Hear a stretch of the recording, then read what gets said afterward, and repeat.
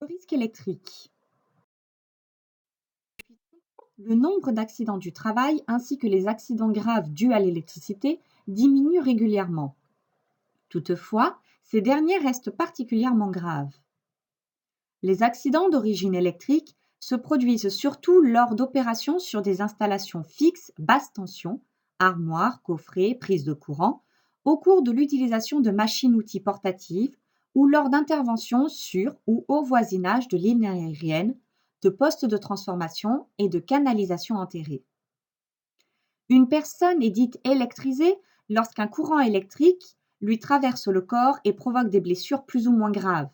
On parlera d'électrocution uniquement lorsque ce courant électrique provoque la mort de la personne. L'électrisation peut se produire par contact direct avec une partie active ou indirect avec une masse mise accidentellement sous tension. Le courant ne passe que si le circuit est fermé, c'est-à-dire s'il y a soit deux points de contact avec des pièces nues sous tension de potentiels différents, soit un point de contact avec une pièce nue sous tension et un autre avec la terre. Les effets sur la santé. Une électrisation peut être plus ou moins grave.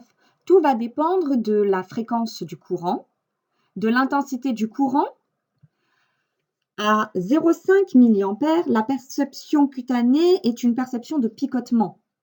À 10 mA, on va avoir une contracture entraînant une incapacité à lâcher prise. À 30 mA, on aura une tétanisation des muscles respiratoires et une asphyxie au bout de 3 minutes. À 75 mA, on va avoir une fibrillation cardiaque. Et de 1 à 2 ampères, on a un arrêt cardiaque et une inhibition des centres nerveux. L'électrisation peut aussi être grave à cause de la durée du passage du courant, de la surface de la zone de contact, de la trajectoire du courant, de l'état de la peau, si elle est sèche, humide ou mouillée, et de la nature du sol.